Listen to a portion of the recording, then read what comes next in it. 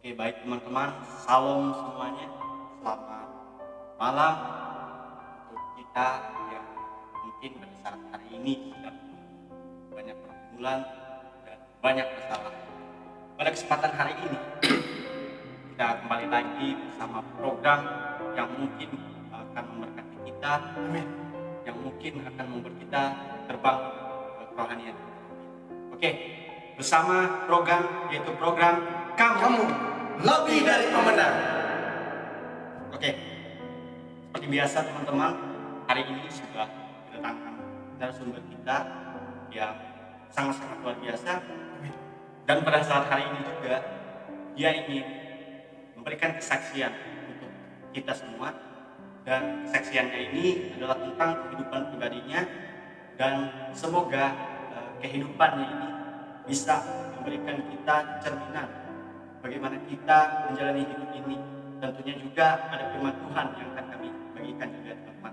Oke, mungkin langsung aja tanpa berlama-lama, silakan Nadi. Oke, bagi teman-teman yang menyaksikan program IGTV Kamu Lebih Dari Pemenang, mungkin masih banyak yang belum mengenal saya. Ada pepatah Bung Nopri yang bilang bahwa tak kenal maka tak sayang. Siap.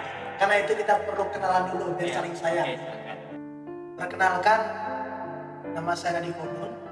Karena banyak teman-teman yang menyaksikan IGTV masih belum mengenal saya.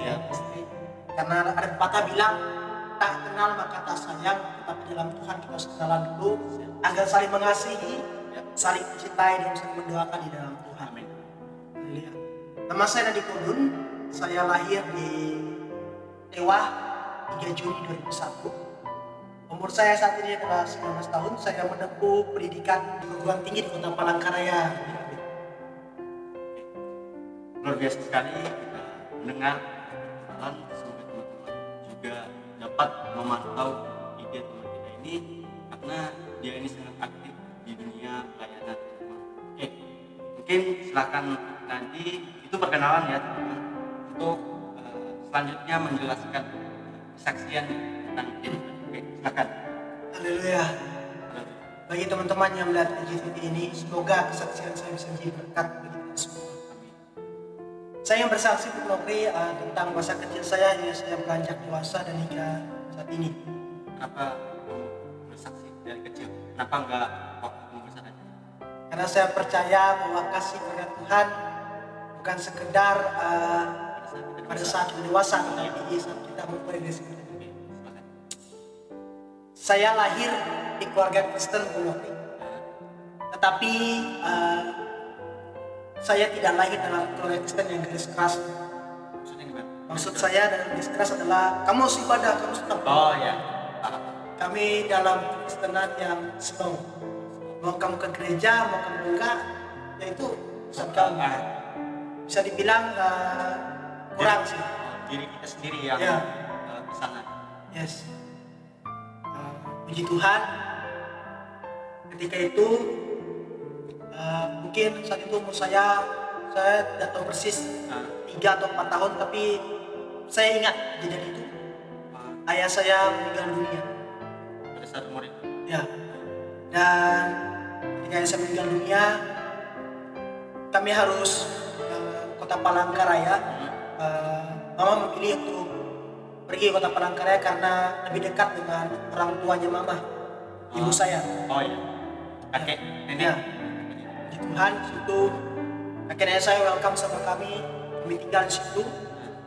Dan di mana Bung Nopri, ibu saya harus menjadi kepala keluarga dan ibu rumah tangga, hadir untuk anak-anaknya dan juga menafkahi anak-anak. Tadi anak berapa? Saya anak kedua. Kalian berapa saudara? 2 bersaudara, saya dan kakak saya. Kakak saya sudah menikah, puji Tuhan. Dan kakak saya saat ini sedang berada di Jawa Barat, di Bandung, ikut suaminya tugas di sana. Dan di Kota Palangkaraya ini saya bersama ibu saya. Tentang masa kecil saya ingat sekali ketika itu kami sedang berada di daerah di Kota Palangkaraya. Maklum, saya waktu itu masih kecil Bung Nopri, saya masih ingat persis kejadian itu. Saat itu saya sedang melihat ada tetangga yang makan bakso. Tentu saya sebagai anak kecil, saya merasa ingin makan juga, Mau itu. mau. Mau makan. Ya. Ya. Tapi saya bisa mengintip dari balik pintu dan saya melihat, saya ingat persis hingga saat kejadian itu. Dimana ketika saya melihat, saya nggak tahu mereka melemparkan sesuatu dari mangkok mereka kepada saya. Dari kejauhan mereka melempar. Sesuatu. Ya, dari Kenapa? mangkok bangsa itu yang mereka makan. Kenapa bisa? Mungkin karena keluarga kami bukan keluarga yang besar, bukan keluarga yang beradat. Mungkin pandangan orang bahwa ya anak kok kayak gitu melihat-lihat gitu. Maklum waktu itu saya masih kecil dan saya masih ingat dan saya melihat perjuangan orang tua saya, ibu saya yang harus bekerja menafkahi kami di situ. Sejak kami pindah ke Kota Palangkaraya, situ saya mulai mengenal Tuhan. Kebetulan om saya adalah hamba Tuhan di Kota Palangkaraya, di salah satu gereja di Kota Palangkaraya yang dia gembalakan. Di situ saya diajak untuk sekolah minggu, di situ saya mengenal Tuhan.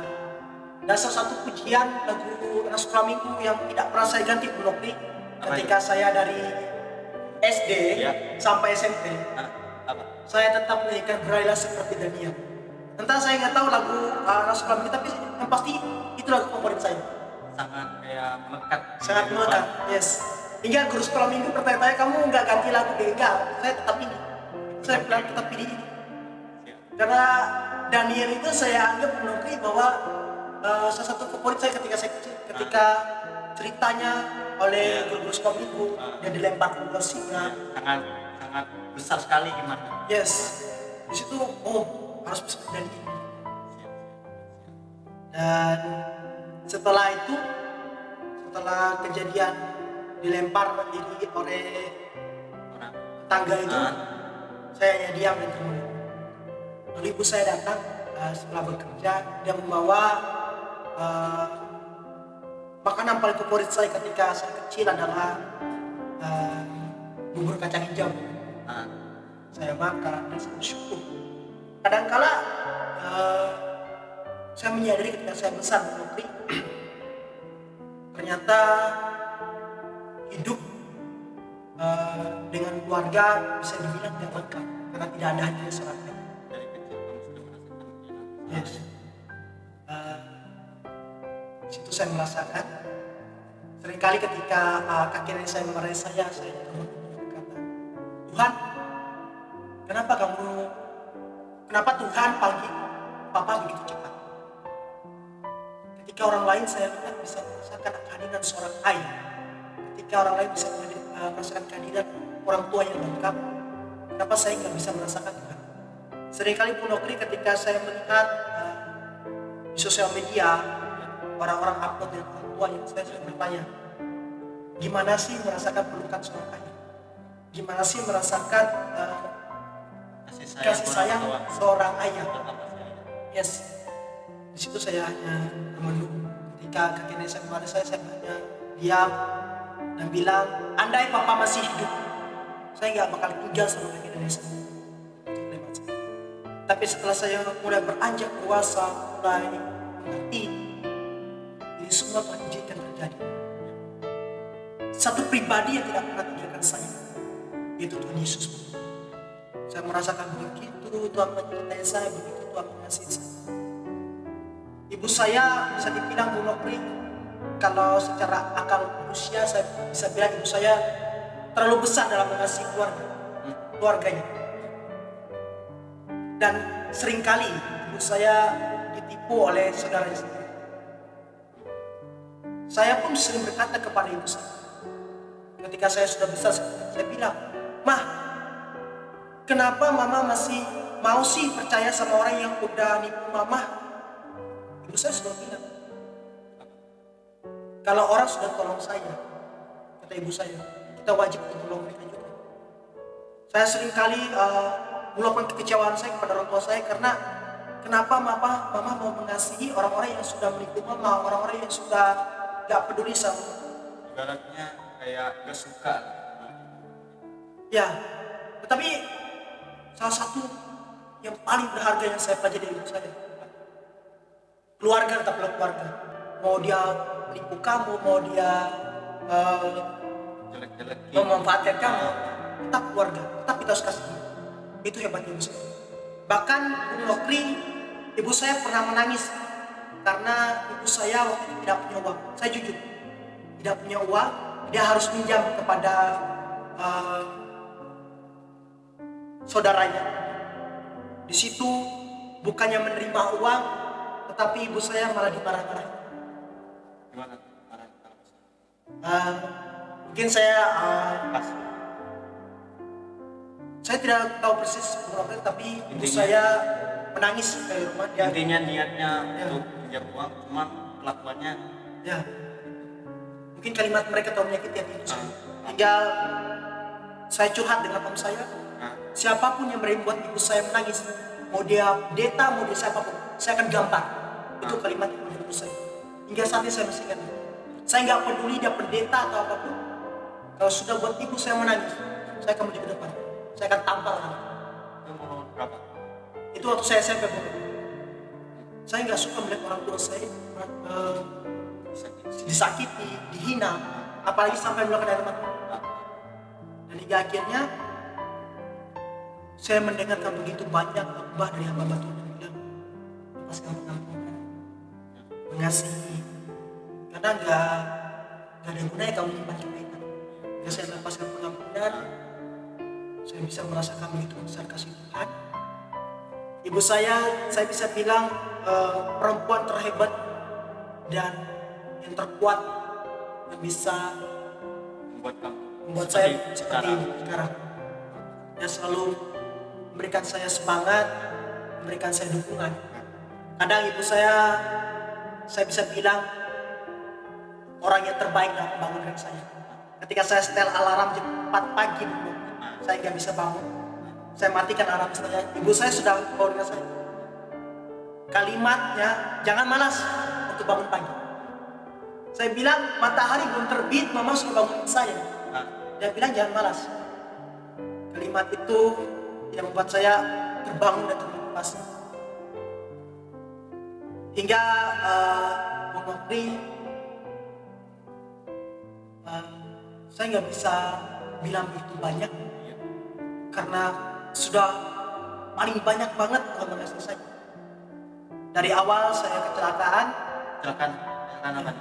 Kecelakaan waktu itu saya jemput teman saya untuk beribadah. Waktu kapan? Hari Minggu dulu. Ya, saya jemput dia untuk beribadah. Nah, Ketika saya mau nyebrang ke gereja, kan di jalan raya nyebrang, orang nabrak saya. Bukan saya yang nabrak orang yang nabrak saya. nah, Puji Tuhan, saya tidak mengalami luka, cuman ada goresan sedikit. Teman saya berdarah semua tangannya. Dan orang yang nabrak saya itu masuk ke parit dengan motor-motornya. Mama tanya, kamu nggak apa-apa nak? Mama khawatir. Saya bilang saya nggak apa-apa. Setelah kayak seperti mujizat, yes, kayak kamu tuh dilewatkan Tuhan. yes, Kecelakaan. yes. Tuhan melewati saya dari bahaya. Dan setelah luka Bung Nokri, saya masih sempat beribadah. Saya mengangkat tangan ke Pak Tuhan di gereja, Tuhan begitu baik. Orang bertanya-tanya di gereja, ini orang datang ke luka-luka. Tapi saya bilang, tetap baik. Walaupun ada goresan, yang penting masih baik. Oke, mungkin ada tambahan lagi tadi. Mungkin Bung Nokri ada tambahan yang bisa saya sampaikan dalam firman Tuhan yang menguatkan kita semua di dalam Amsal pasal 23 ayat yang ke-18. Firman Tuhan bilang gitu, karena masa depan sungguh ada dan harapanmu tidak hilang. Masalah boleh datang beribu kali, tapi harapanmu pada Tuhan tidak akan pernah hilang. Dia Tuhan yang menepati janjinya, dia Tuhan yang tidak pernah lalai. Kita boleh lahir dalam keluarga seperti apapun, tapi satu hal yang saya bilang, jangan pernah menyesali ketika kamu boleh dalam keluarga itu. Terima, tetap berdoa, percaya seperti itu. Mungkin itu saja yang bisa kami sampaikan hari ini, teman-teman. Semoga dengan kesaksian ini kita bisa diberkati, dan semoga di video-video selanjutnya kita lebih memberikan suatu kesaksian lagi tentang pelayanan, tentang firman Tuhan tentunya. Mungkin itu saja yang bisa kami sampaikan. mohon maaf apabila kata kami ada yang kurang berkenan. Tetap di program Kamu Lebih dari pemenang.